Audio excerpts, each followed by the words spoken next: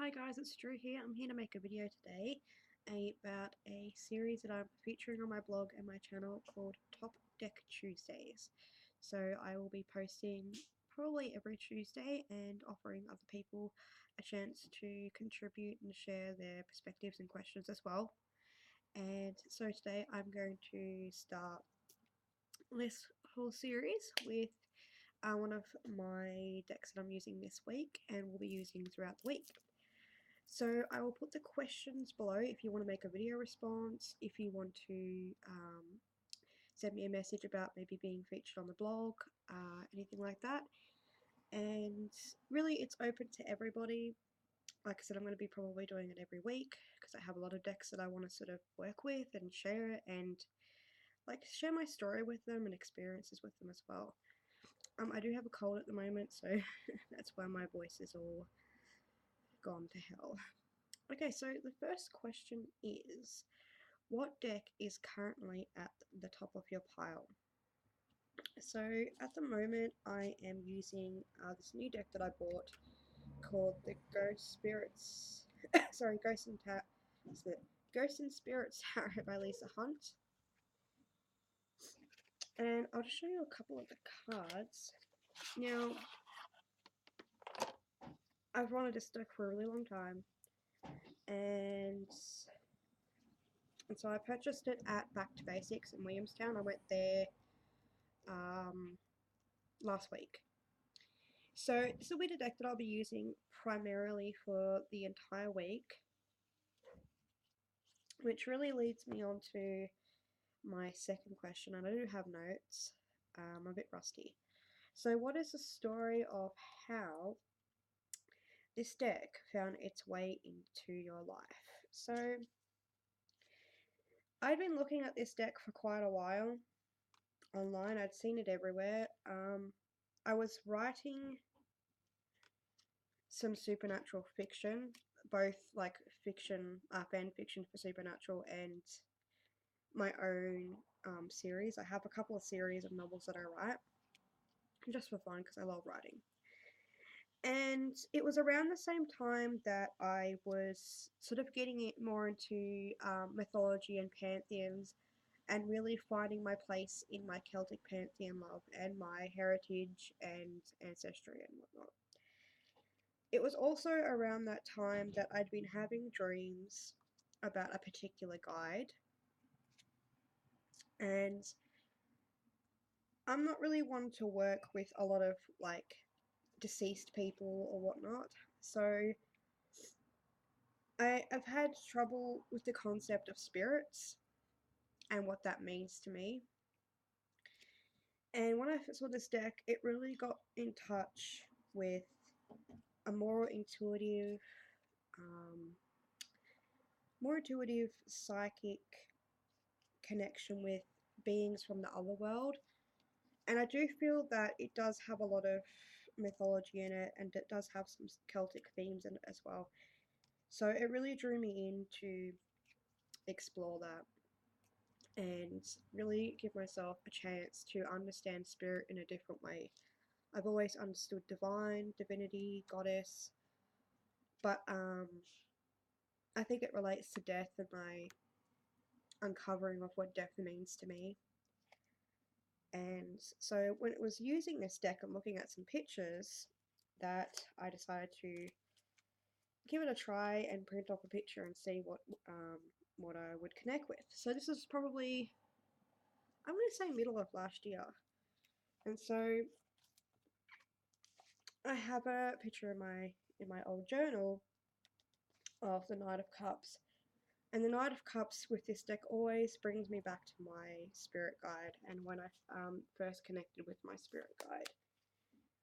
I don't have too many that I'm actually aware of, but this one is very, very prominent in my life.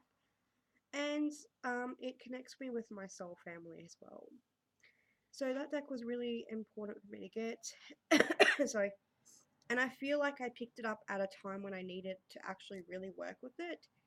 As I'm sort of going through some ancestral work as well, and it's kind of merging together.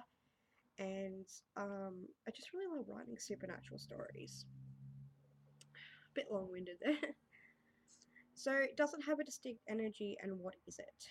Um, of course, it does have the distinct energy of being primarily focused on ghosts and spirit energy. There's a really fantastic mixture of sort of the what you'd call the negative and positive spirits, and like I said, culture as well. And I really feel like that connects me to different parts of myself in this life where I've experienced ghost energy and whatnot in various forms itself, but also in other lives as well. And I know from my dreams that have come up as well. So it definitely has like a very, it brings me into my dream space. It asks me questions it asks me questions and offers me a chance to look at stuff that really frightens me. And I think that's just the energy it has. It has a very powerful shadow aspect, for me personally, this deck. And yet, I mean, it's beautiful. It just really is beautiful. And I remember unwrapping it and reading through the guidebook on my way home to the city and really just feeling like it was home. It was a world that I could explore, and I think that's the energy too. It is the energy of a home that I'm coming back to, in a place that I can really accept myself and accept my place as a spiritual being. What have I been using it for?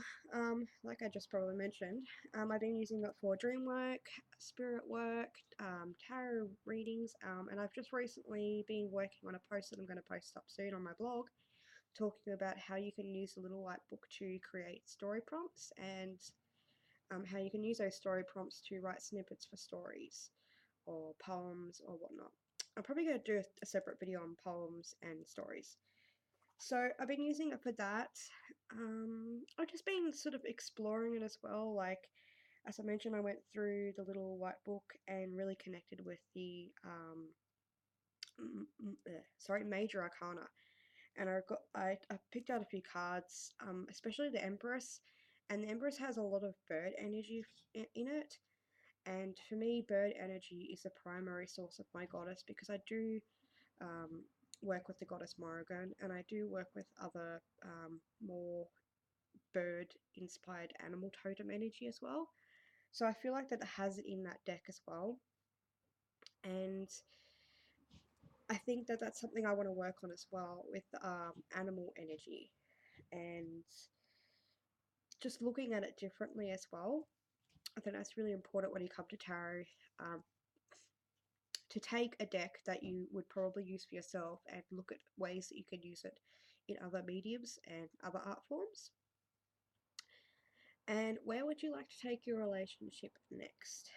I'm thinking that my next relationship with this deck, and probably through this week actually, is going to be a dedicated daily draw primarily focused on working with my ancestral energy. I'm currently reading Earth Magic and Healing Your Family Karma.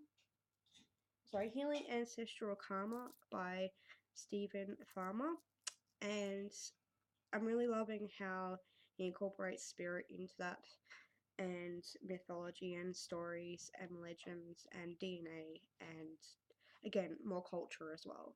So I really would like to sort of blend those two together, or three actually, blend those all together and really connect with myself in different lives, different layers, different parallel universes, I guess you can say, and also communicate with ancestors that may not just be like my grandparents who have passed away, but people from hundreds of years ago, or different planets, like I said, because that's something I really love doing.